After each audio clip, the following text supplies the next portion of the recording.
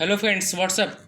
इस वीडियो में हम लोग इंडियन ज्योग्राफी में अपवाह तंत्र का अगला टॉपिक यानी कि अन्य नदियों के बारे में देखेंगे। इससे पहले हम लोग गंगा नदी का तंत्र, उसके बाद ब्रह्मपुत्र नदी तंत्र और लास्ट में हमने देखा था जो दक्षिण भारत की नदियां हैं उनके बारे में। तो इस वीडियो में हम लोग ये टॉपिक कवर कर लेंगे। जो अन्य नदियां जो बची हुई हैं इन सब को देखने के बाद उसको देख लेंगे। उसके बाद कुछ नदियों के किनारे स्थित नगर हैं उसे हम अगले वीडियो में कवर कर लेंगे। तो आइए शुरू करते हैं। शुरू करने से पहले एक चीज़ कि आप जो है जब भी नदियों को पढ़ें, अपवाह तंत्र को जब भी पढ़ें तो एटलस में उसे मार्क करते चले जाएं, क्योंकि बहुत सी ऐसी चीज़ें हैं जिसको आप मार्क तो करते हैं लेकिन उसके साथ में अगर आप वहीं नोट भी कर लेंगे जो चीज़ें इंपॉर्टेंट है तो एग्ज़ाम के पर्पज़ से आपके लिए बहुत ही लाभदायक होगा, जिससे जो है आपको रिवीजन करने में बहुत आसानी हो जाएगी।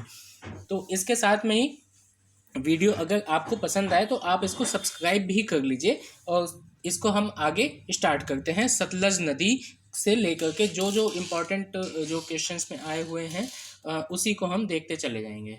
इसमें हम देखते हैं कि सबसे पहले सतलज नदी का जो उद्गम है तिब्बत में कैलाश पर्वत से होता है। जैसा कि आप इसमें मैप में देख पा रहे होंगे कि ये है सतलज नदी। तो इससे पहले भी हम लोगों ने इसमें सिंधु नदी तंत्र के बारे में देखा था, वहाँ पे बहुत ही ब्रीफली इसकी चर्चा करी थी। तो इसमें हम देखते हैं कि जैसा कि सतलज नदी का उद्गम हमें तिब्बत में कैलाश पर्वत पर दिखाई देता है। कैलाश पर्वत एवं मानसरोवर झील के निकट स्थित यहाँ पे एक राकस ताल नाम एक जगह है जो कि यहाँ से निकलते हुए इस तरीके से जो है वो अरब सागर में जाकर के गिरती है। ठीक है, सतलज नदी की ये हो गई अवस्थिति, कहाँ से उसका उद्गम हो रहा है। यह उत्तर पश्चिमी दिशा में बहते हुए सिपकी दर्रे के पास में हिमाचल प्रदेश राज्य में प्रवेश करती है और यह हिमालय की श्रेणियों को काटकर गहरे गार्स का निर्माण करती है। आगे चल करके यह व्यास नदी में मिल जाती है। जैसा कि आप यहाँ पे देख पा रहे होंगे, यहाँ पे आकर के कई नदियाँ एक साथ मिल रही हैं। तो इस तरीके से ये यहाँ पे तो पहली बात यहाँ पे आकर के ब्यास से मिल गई है, यहाँ पे ब्यास से मिल गई है। फिर आगे चल करके सतलज जो है बढ़ती है और धीरे धीरे ये जो पांचों नदियां हैं, पंचनद इसको कहते हैं, जैसा कि सतलज, ब्यास, रावी, चेनाब, झेलम, इंडस, इस तरीके से करके ये जो पांचों नदियां हैं इसको हम जो है पंचनद भी कहते हैं। इसी के आधार पर ही यहाँ पे जो पंजाब राज्य है और पंजाब राज्य इन्हीं पांचों नदियों के नाम से ही वहाँ पे उसका नाम पंजाब पड़ता है। ठीक है, तो इस तरीके से हमने इसको देख लिया। अब जो अगला टॉपिक है हमारा, इसी में अगला जो बिंदु है उसमें सतलज नदी के बाद में सोन नदी की चर्चा कर लेते हैं। ठीक है, सोन नदी, इससे पहले भी हमने इसकी चर्चा की थी, लेकिन जो है जो एग्जाम में पूछा गया है जिसको इसको लेकर के इस नदी से रिलेटेड क्वेश्चन, उसको इसमें हम देख लेते हैं। सोन नदी की उत्पत्ति जो है ये मध्य प्रदेश के शहडोल, ठीक है, मध्य प्रदेश के शहडोल जिले में एक अमरकंटक के पास से हुई है। सोन नदी मध्य प्रदेश में उद्गमित होकर के उत्तर प्रदेश, झारखंड और बिहार, यानी कि तीन क्षेत्र हैं। कौन कौन से? उत्तर प्रदेश, यूपी, उसके बाद जो है झारखंड और फिर बिहार। तो इन तीनों राज्यों से होकर के ये निकलती है। कौन सी? सोन नदी। तो ये हो गया उसका उद्गम क्षेत्र कि शहडोल जिले में, मध्य प्रदेश के शहडोल जिले में अमरकंटक से निकल गई है और उत्तर प्रदेश, झारखंड और बिहार से होकर के ये प्रवाहित होते हुए पटना के समीप गंगा नदी से मिल जाती है। जैसा कि आप इसमें देख पा रहे हैं, ये है सोन नदी। ठीक है, ये पटना के समीप गंगा से मिलती है। सोन की जो प्रमुख सहायक नदी है वो है उत्तरी हिंद रिहंद नदी। ठीक है, और उत्तरी कोयल, दो नदियां हैं, पहली है रिहंद और उत्तरी कोयल, ये दोनों प्रमुख सहायक नदियां हैं सोन नदी की। इसके बाद हम देख लेते हैं कोसी नदी के बारे में। कोसी नदी भी इसी में आप देख पा रहे हैं, यहाँ पे ये रहा। ठीक है, कोसी नदी। तो कोसी नदी में हम देखते हैं जैसा कि कोसी नदी जो है ये पूर्वी नेपाल में गोसाई धान एक जगह है, गोसाई धान से निकलती है। ठीक है, कोसी नदी। कोसी की लंबाई जो है वो है 720 किलोमीटर। कितनी? 720 किलोमीटर की इसकी लंबाई है। भागलपुर बिहार के समीप यह गंगा में मिल जाती है। जैसा कि आप यहाँ पे देख पा रहे हैं, यहाँ पे मिल गई है, तो ये भागलपुर का एक जगह है। भागलपुर बिहार के समीप ये गंगा में मिल गई है। और कोसी नदी की 7 धाराएं हैं जिनमें अरुणा, ठीक है, अरुणा ये प्रमुख है। इसमें कौन सी नदी है? अरुणा। ये इसकी प्रमुख धारा है। यह नदी अपना मार्ग परिवर्तित करने तथा आकस्मिक बाढ़ आ जाने के लिए प्रसिद्ध है, बाढ़ लाती है, जिसकी वजह से इसको बिहार का शोक नदी भी कहते हैं। अब यहीं पे हमने चर्चा एक और नदी की करनी है, जिसमें हमने इससे पहले भी चर्चा की थी कोसी नदी की, और उसके बाद दामोदर नदी की भी चर्चा हमने पहले कर ली थी। दामोदर को हम लोग कहते हैं ये पश्चिम बंगाल की शोक नदी है। जैसे बिहार की शोक मानी जाती है कोसी नदी, उसी तरीके से दामोदर नदी की भी यही स्थिति है। दामोदर नदी का जो उद्गम स्थल है वो हम देख लेते हैं। उसमें सबसे पहले कि दामोदर नदी यह छोटा नागपुर के पठार से निकल गई है। जैसा कि आप यहाँ पे देख पा रहे हैं, दामोदर नदी ये है, तो ये छोटा नागपुर का पठार का क्षेत्र है, यहाँ से दामोदर नदी निकलती है। यह नदी भ्रंश घाटी से होकर के बहती है। इसकी जो सहायक नदियां हैं बराकर है, जमुनिया है और बरकी है। 3 नदियां हैं, ठीक है। 3 इसकी सहायक नदियां बराकर, जमुनिया और बरकी। दामोदर नदी रूप नारायण नदी के जल को संग्रह करती हुई कोलकाता के 48 किलोमीटर दक्षिण में हुगली से मिल जाती है, ठीक है। ये आगे चल करके हुगली से मिल जाती है। इसकी जो कुल लंबाई है वो है 541 किलोमीटर, 541 किलोमीटर।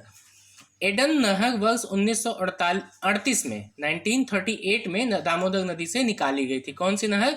वो नाम है उसका एडन, ठीक है। एडन नहर ये जो है दामोदर नदी से ही निकाली गई थी। गिरिडीह एवं दुर्गापुर के बीच में 300 किलोमीटर लंबे मार्ग में यह जैविक मरुस्थल बन गई है। अब तो ये है जैविक मरुस्थल अब बन चुकी है। तो यहाँ पे हमने कौन कौन सी नदी देख लिया? एक तो हमने देखा कोसी नदी, और दूसरा यहाँ पे दामोदर नदी देख लिया। तीसरी यहाँ पे सोन नदी सबसे पहले ही देख लिए थे, ठीक है। तो इस तरीके से 3 नदियों के बारे में हमने यहाँ पे चर्चा कर ली है। अब अगली जो नदी है वो है हगरी नदी, जो कि पश्चिमी घाट से निकल करके ये कर्नाटक आंध्र प्रदेश से प्रवाहित होते हुए तुंगभद्रा नदी में मिल जाती है। इसी को हम जो है अन्य नाम से जानते हैं, उसका नाम है वेदवती, ठीक है। वेदवती, जैसा कि आप ये देख पा रहे हैं, ये है तुंगभद्रा नदी। तुंगभद्रा नदी ये जाकर के कृष्णा में मिलती है, ठीक है। इससे पहले जब हम कृष्णा नदी तंत्र को देख रहे थे तो उसमें हमने देखा था। तो ये हो गई आपकी तुंगभद्रा नदी। इसी तुंगभद्रा नदी से ही आकर के मिलती है हगरी नदी, ठीक है। ये कर्नाटक आंध्र प्रदेश से प्रवाहित होती है और तुंगभद्रा नदी में मिल जाती है। इसे वेदवती के नाम से भी जाना जाता है। क्या? वेदवती, ठीक है। तो इसे जो हगरी नदी है इसी को वेदवती के नाम से जाना जाता है। यही वेदवती नदी जाकर के ब्रह्मपुत्र में मिल जाती है, और ब्रह्मपुत्र जाकर के आगे कृष्णा से मिल जाती है। और इस तरीके से कृष्णा नदी जाकर के फिर बंगाल की खाड़ी में गिरती है। तो वेदवती नदी जो इसका नाम है, वेदा और अवथी नदियां सह्याद्री से उद्गमित होकर के पुरा के पास मिलती हैं और वेदवती कहलाती हैं, ठीक है। तो ये हो गया वेदवती नदी के बारे में। ये भी एग्जाम में पूछा जा चुका था, हगरी और वेदवती नदी, हगरी या वेदवती नदी, ठीक है। और ये भी कंप्लीट हो गया। अब हमारा अगला हम देख लेते हैं झेलम नदी के बारे में। तो जैसा कि हमने इससे पहले देख लिया था, जिसमें हमने चर्चा की थी कि ये हमारा सतलज नदी के बारे में। सतलज के बाद अब हम देखते हैं झेलम नदी, ये रही, ठीक है। तो झेलम नदी जो है, झेलम नदी ये हिमालय पर्वत श्रृंखला में पीर पंजाल पर्वत पर स्थित वेरीनाग झरने से निकलती है, ठीक है। कौन से झरने से? वेरीनाग, ये हो गया आपका वेरीनाग, ठीक है। तो इस झरने से निकलती है आकर के। तो वेरीनाग झरने से निकलती है झेलम नदी। यह नदी उत्तर पश्चिम दिशा में बहती हुई बूलर झील में मिलती है। कौन सी झील है वो? बूलर झील। तो इस तरीके से हमारा झेलम नदी निकल रही है हिमालय पर्वत श्रृंखला में पीर पंजाल पर्वत से, पीर पंजाल पर्वत से निकल रही है। उसके बाद जो है ये आती है और ये बूलर झील में मिल जाती है। उसके बाद हम देखते हैं कि श्रीनगर शहर जो झेलम नदी के किनारे बसा हुआ है, श्रीनगर यहाँ पे बसा हुआ है। तो इस तरीके से श्रीनगर शहर झेलम नदी के किनारे बसा हुआ है। झेलम और रावी पाकिस्तान में झग के निकट चिनाब नदी में मिल जाती है, ठीक है। यहाँ पे आप देख पा रहे हैं, जैसा कि यहाँ पे आकर के चिनाब में मिल जा रही है कौन सी? झेलम नदी। तो ये हो गया कंप्लीट। झेलम की एक सहायक नदी है, किशन गंगा नाम है उसका, जिसे पाकिस्तान में नीलम कहा जाता है, ठीक है। तो इस तरीके से झेलम नदी भी हमने देख लिया। तो अभी एक नदी और हम चर्चा करेंगे, लेकिन अल्टरनेट हम देखते जाएंगे जिससे जो है आपका भी ध्यान उस पर बना रहे। तो हमने दो देख लिया यहाँ पे, एक तो सतलज नदी हो गई और दूसरा हमने देख लिया झेलम नदी। ठीक है। अब इसके बाद देख लेते हैं अगला लूनी नदी के बारे में। लूनी नदी अजमेर के दक्षिण पश्चिम में अरावली श्रेणी से ये निकलती है। जैसा कि आप देख पा रहे हैं, ये है लूनी नदी। ये आपका कौन सा क्षेत्र है, आप पहचान गए होंगे, ये है राजस्थान का क्षेत्र। राजस्थान में अरावली श्रेणी से निकल रही है कौन सी, लूनी नदी। ठीक है, लूनी नदी यहाँ से निकल रही है। 320 किलोमीटर तक प्रवाहित होने के बाद यह कच्छ का रन के दलदली क्षेत्र में विलुप्त हो जाती है। इसका संपर्क समुद्र से नहीं हो पाता है, यानी कि यह समुद्र तक नहीं आ पाती और यहीं कहीं पे यहाँ पे दलदली क्षेत्र है, यहीं पे आकर के इसकी समाप्ति हो जाती है। 320 किलोमीटर की पूरी ये दूरी तय करती है, 320 किलोमीटर। ठीक है, यहाँ से उसका उद्गम हो रहा है अरावली श्रेणी से। अब इसके बाद हम श्योक नदी के बारे में देखेंगे, जिससे इससे पहले हमने यहाँ पे देखा था। तो श्योक नदी अगले आपको हम मैप में दिखाते हैं, यहाँ पे इसमें थोड़ा सा डिटेल में दिया हुआ है श्योक नदी के बारे में। श्योक नदी को काराकोरम क्षेत्र में मृत्यु की नदी भी कहा जाता है, मृत्यु की नदी। अब आप इसमें एक सर्च कर पा रहे होंगे, ये है आपकी सतलज, ये है आपकी रावी, और उसके बाद यहाँ पे आपका ब्यास, चेनाब, चेनाब के बाद झेलम, और आप इसमें देख पाएंगे कि श्योक नदी भी इसी में है। यहाँ पर आप देख पा रहे हैं इंडस के बाद, जहाँ इंडस नदी है इसी से मिल गई है ये श्योक नदी। ठीक है, तो इस तरीके से हमने देख लिया यहाँ पे कि श्योक नदी यहाँ पर है। तो श्योक नदी को काराकोरम क्षेत्र में मृत्यु की नदी के नाम से जाना जाता है। ऐसे साक्ष्य हैं कि प्राचीन काल में मध्य एशिया के यारकंड से लद्दाख के बीच व्यापार इसी नदी से होता था। तो ये इस तरीके से हमारी श्योक नदी भी समाप्त हो गई। अब इसके बाद हम एक और देख लेते हैं, जास्कर नदी। तो जास्कर नदी हम इसमें देख पा रहे हैं कि जास्कर नदी जास्कर श्रेणी में गहरे गार्ज का निर्माण करते हुए कठोर चट्टानी भागों से होकर बहती है। जब हम पर्वत देख रहे थे, पर्वत श्रृंखला और साथ में पहाड़ी जब हमने देखा था, तो उसमें हमने पढ़ा था जास्कर श्रेणी के बारे में। ठीक है, ये जास्कर जो नदी है, जास्कर नदी, जास्कर जो पहाड़ था उसी के गार्ज का निर्माण करते हुए उसी कठोर चट्टानी भागों से होकर के बहती है। यह पहले उत्तर फिर पूर्व की ओर बहते हुए अंततः नेमू में सिंधु नदी से मिल जाती है। आप इसको अपने मैप में सर्च कर लीजिएगा, इसमें हमारे मैप में ये शो नहीं कर रहा है। ठीक है, जास्कर नदी के बारे में वैसे अगर आप देखेंगे तो यहाँ पे जांस्कर लिखा हुआ है, तो ये जो है जांस्कर, ये वही जास्कर के नाम से जाना जाता है। ठीक है, जास्कर। ठीक है, इस तरीके से हम देखते हैं कि यह पहले उत्तर फिर पूर्व की ओर बहते हुए अंततः नेमू में सिंधु नदी से मिल जाती है। इसकी जो उत्पत्ति हुई है, यह हिमाचल प्रदेश और जम्मू कश्मीर की सीमा पर सरचू के उच्च अक्षांशीय पठारी भाग से होती है। और जास्कर नदी की जो कुल लंबाई है वो है 150 किलोमीटर। तो इस तरीके से हमने यहाँ पे श्योक, उसके बाद जास्कर भी देख लिया है। ठीक है, इसके बाद हम देखते हैं स्पीति नदी के बारे में।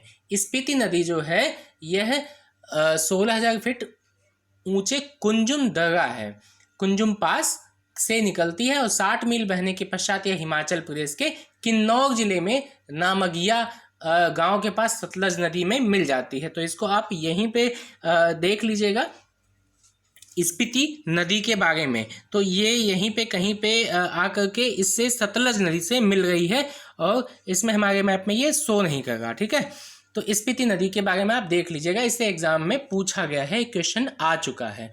अब इसके बाद हम देख लेते हैं काली नदी के बारे में।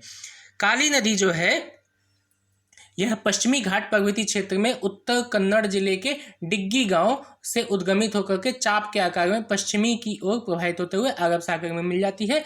इसकी लंबाई जो है 184 किलोमीटर है। इसके बारे में बस इतना ही जान लीजिए कि काली नदी पश्चिमी घाट पर्वतीय क्षेत्र में स्थित उत्तर कन्नड़ जिले के डिग्गी गांव से उद्गमित होकर होती है। ठीक है, तो इसके बारे में इतना ही जानना ठीक है कि काली नदी पश्चिमी जो हमारा पर्वतीय क्षेत्र पश्चिमी घाट हमने देखा था, आपने उसमें देखा होगा कि जब हम इससे पहले जो मैप में जब हम दिखा रहे थे पश्चिमी घाट और पूर्वी घाट के बारे में, तो पश्चिमी घाट आप देख लीजिएगा, उसमें वहीं से काली नदी का उद्गम क्षेत्र है। काली नदी वहाँ से निकलती है और जाकर के बंगाल की अरब सागर में मिल जाती है। ये अरब सागर में जाती है, इसीलिए ये थोड़ा सा एक बार पूछा भी जा चुका है। इसीलिए नर्मदा, तापी, माही, हाँ, लूनी नदी और काली नदी, ये सब जो भी जिनका झुकाव अरब सागर की ओर है, तो उसको थोड़ा सा देख लीजिएगा, क्योंकि हमारी जो भारत की जो नदियां हैं, खासतौर से प्रायद्वीपीय नदियां, वो मैक्सिमम सभी नदियां हमारी पूर्व की ओर बहने वाली हैं। तो इसीलिए कुछ जो अपोजिट साइड में यानी कि पश्चिमी घाट की तरफ बह रही हैं जो नदियां, तो ये 2-4 जो हैं हमारी, तो इसको इम्पॉर्टेंट है, इसको आप जरूर इसको देखिएगा, क्योंकि एग्जाम में जो अपोजिट चीज़ें होती हैं उसको कन्फ्यूजन के लिए पूछ लेता है, और एग्जाम में ऐसे क्वेश्चन 2-4 क्वेश्चन आते ही आते हैं। इसके बाद हम देखते हैं संकोश एक नदी है। संकोश नदी आप इसमें मैप में देख पा रहे होंगे कि संकोश नदी। उसके बाद हम एक और नदी यहीं पे देखेंगे जिसमें जो है आगे चल कर के हम कपली नदी देखेंगे। ठीक है, संकोश नदी के बारे में देख लेते हैं। संकोश नदी उत्तरी भूटान से उद्गमित हो करके, ये उत्तरी भूटान है, उत्तरी भूटान से उद्गमित होकर के असम और पश्चिमी बंगाल के बीच में सीमा बनाती हुई असम और बांग्लादेश सीमा के निकट ब्रह्मपुत्र नदी में मिल जाती है। जैसा कि आपने देख लिया था, ब्रह्मपुत्र नदी के बारे में हमने ये चर्चा कर ली थी। ये है आपकी ब्रह्मपुत्र नदी। ठीक है, ये पूरा का पूरा ब्रह्मपुत्र नदी है, और यहाँ पे आपकी संकोश नदी है। संकोश नदी ये आकर के यहाँ पे मिल रही है आपसे, ठीक है, ब्रह्मपुत्र नदी से। तो संकोश नदी उत्तरी भूटान से उद्गमित होकर के असम और पश्चिमी बंगाल के बीच में सीमा बनाती हुई असम बांग्लादेश सीमा के निकट ब्रह्मपुत्र नदी में मिल जाती है। तो इस तरीके से हमने इसके बारे में भी देख लिया, संकोश नदी के बारे में भी।